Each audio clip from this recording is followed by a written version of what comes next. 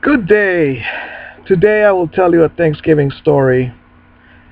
When I was a security guard in Miami Beach, at Rimini Beach condo, there was a mail lady there, and she used to say, "All right, Daniel, tell me your story today." She used to take her breaks. She used to take her breaks, 15 minutes or I don't know how long, and we used to tell each other our stories. She said, "Tell me about Doña Cristina," which was an 80-year-old lady. So I'll tell you two stories. Doña Cristina, her grandson was my friend during my high school years. He's the one I talk about in the videos that his father was a mechanic and my friend could fix transmissions and paint cars at 16. His mother, my friend's mother, was a carpenter. She built the wooden cabinets in her kitchen and the sink and things like that. And the last I heard, he was a cook. My friend was a cook, but he ended up going to school at the same time for. He was a cook at a restaurant slash hotel, Radisson, but he was also a. He was a going to school, not for mechanics. He said less tools and just a little suitcase for electronics. So he put the speaker system in his father's car. All right. Oh, so Doña Cristina, what happened was, lived with my mother because they had put her in a home over there, in a nursing home. And so I went to the airport to get Doña Cristina, and then on and on, Doña Cristina lived with us. But then we started having babies, and it got to be dangerous because one time we left Doña Cristina alone on a Saturday, and she fell off her bed because the mail lady or mail person had knocked, and Doña Cristina said, "I'm coming," and she can't walk without a wheelchair, and so she had fallen off, and the police had come by, and that's elderly abuse. You cannot leave these old people alone. All right? But so she moved out of there from us, and she moved into my mother's apartment. Again, we didn't want her to end up in a nursing home, which is where she had been. And my mother would get phone calls. She had a house phone. Doña Cristina got a from a social worker, and they asked her, "Where is Rosa?" And Doña Cristina used to say, "Pues, ¿a dónde va a estar? En la cantina." She's at the canteen or at the saloon or drinking beer in some bar. And so that's how that story was. Then my mother had to explain to the social worker that that was not true, that that was made up, and so that's why old people can get you in trouble. All right, the next story was Yvette's turn. Miss Yvette Brown, good to see you again. God willing, you know. So Yvette Brown, she told me this story when she was a mail lady. She said that if I get the story right, her husband had a couple of brothers and sisters, right? If I get it right. And one Thanksgiving, their mother went to the doctors on that day. And they come to pick up the old people in a van, and they take them in a wheelchair, and they go to the doctor, and then they come back. But since it was Thanksgiving Day, everybody was having Thanksgiving dinner. At the end of the dinner, finally somebody said, "So where's your mother this Thanksgiving?" And well, he didn't know, and so he ended up. Was it him? It may have been somebody else's mother, but the point is, they asked around and finally started making phone calls. And at the house where the old woman lived with one of the daughters and one of the sons or somebody like that, there was nobody there. And so when they went over there, they found the old woman sleeping on her chair, not inside the house. They had a two-door system where you open the front door, which is a screen door, and what the driver had done is he had just pushed her into the screen door in the wheelchair, and then he left because nobody had answered.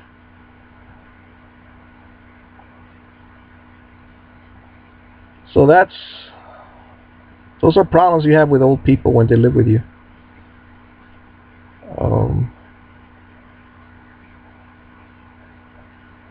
I don't understand my mother. Like I told her, if you can't make it to the bathroom, switch rooms, move over here, which is closer to the bathroom. And the bathroom's right behind that wall. But my mother says, no, I'm not going to change rooms. So I said, but you can't make it, so, oh well, she doesn't care. It's difficult to deal with old people sometimes. You can, you will, you must. Go watch Food Inc. This spouse has just cooked a delicious chicken from the oven. And the broccoli is not steamed. This one's from the school. It's a bit crunchy. And I got some sweet beans from the school. It's great being married to a lunch lady, because you get all of these delicious food. Like the other day I took lasagna to my friend's house.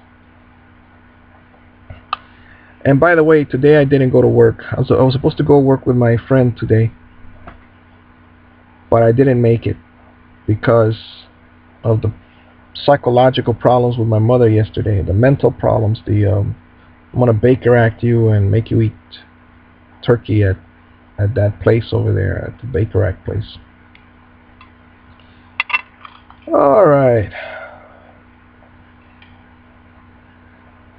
So here I am. The only sad thing about being Baker Acted is not being next to my son. And I made some mistakes when I was there, because I went in and I said, I'm not taking any pills. And then when I saw a beautiful girl, the kind that I like, I said, I better take the pills so I get out of here, because otherwise they don't want to let you go. And I just didn't want to walk around with an erection, and I like that girl. So I took the pills. Then I got thrown in there the second time, and again I took the pills. So I flunked out twice. Samson flunked out one time. I goofed up twice. Well, Peter was 3 times, right? 3 times he denied Christ. So, and this guy Paul, apparently he was something else. He used to be Saul of Tarsus, persecuting Christians. Then he became extinguishing or murdering Christians, and then all of a sudden he became a Christian. So there's hope for me. In the story of Ashpuddle, which is Cinderella in Grimm's fairy tales, they tell her, the 2 evil stepsisters, they tell her to, their own mother tells them, the shoe doesn't fit, so cut off your toe. And the shoe doesn't fit, so cut off the heel. And so you won't need to walk once you're a princess, or you marry the prince. And that was bad advice. And so that's how I took the pills the second time. One of the nurses there said, if you don't take those pills, Daniel, or she didn't know my name, but if you don't take those pills, everybody I've seen has had them injected, which is not a good thing. That means they're doing a crime. It's almost the same as telling someone, cut off your toe, because God put my brain together. Why should some other man or doctor come and say, what happens with the pills is, I could not add 16 plus 7. I was trying to concentrate all day long, and I couldn't make it. I couldn't come up with the answer. 16 plus 7, 16 plus 4 is 20, plus 3, 23. Alright?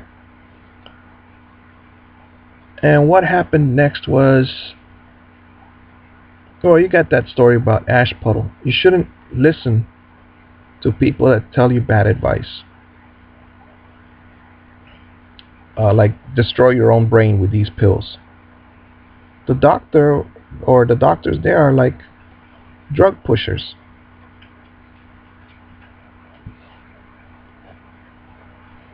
The next thing, you came back to me, Mimi. I love you. The next thing was the drug pushers, Ash Puddle. Oh yeah, in the Hitler Youth book, Hitler Youth, it says how the Jews were made to dig their own graves, and I feel that that's what I was made to do. You know, dig your own grave, Daniel. You know, you won't be able to think when you take these pills. And then they woke me up at 6 o'clock or whatever time. They said, "Get up! It's time to take the pills again." And I said, "I can't talk. This is not me. I can't even get up." And the nurses there, "I don't care. Just take the pills."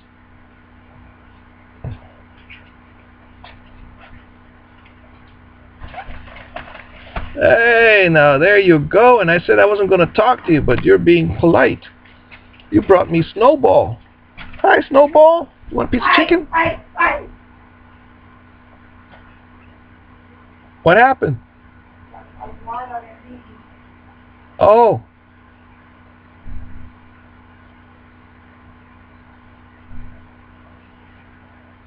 My mother is trying to be motherly. She brought me the cat.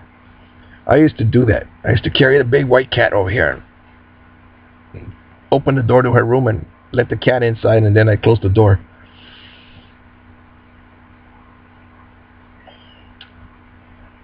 This woman, she's insane. She's my mother.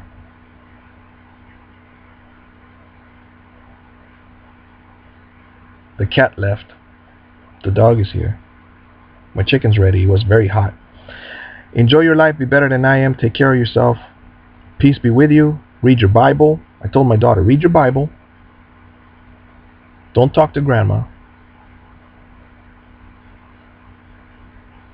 And that there's a snake. Another story for you.